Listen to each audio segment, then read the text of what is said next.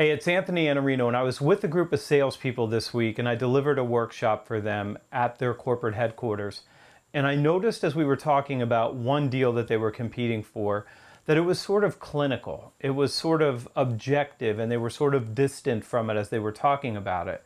And they spent a lot of time talking about what a competitor might be able to do. They spent a lot of time thinking about the fact that this particular client could do this work themselves.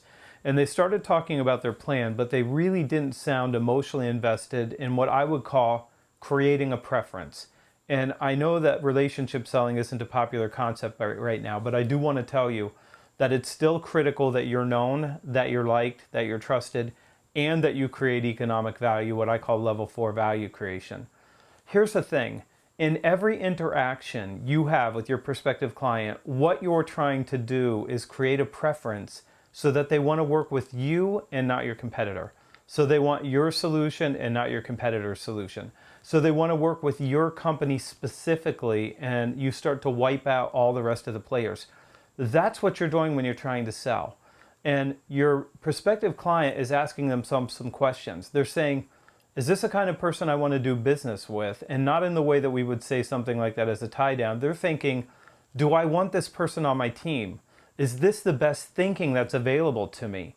Is this the kind of person that when things go off the tracks, they're going to be here to help me get things back on track and to make sure we succeed? And they're looking at you saying, does this person really understand deeply the result that we're trying to get? And do they have the very best ideas about how we can get there? They're also looking at you to say, do they know how to mitigate the problems we have when we're trying to build consensus and this stakeholder wants something and another stakeholder wants something else? How are we going to work through that? And even just knowing how to do those things, or even that they need to be done, creates a preference. So I want to remind you of this.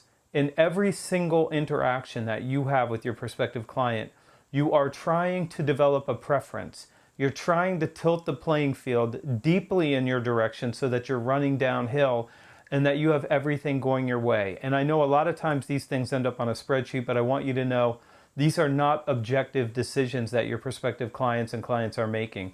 They may put it on a spreadsheet, but ultimately they're going to weight that spreadsheet in the way that they want the result to turn out. And anybody can do that anytime they want.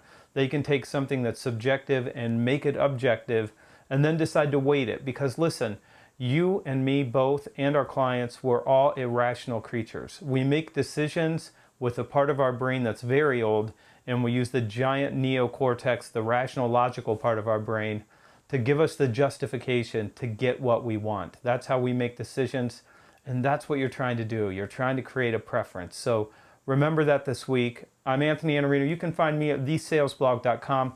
You found me right here, youtube.com/Iannarino.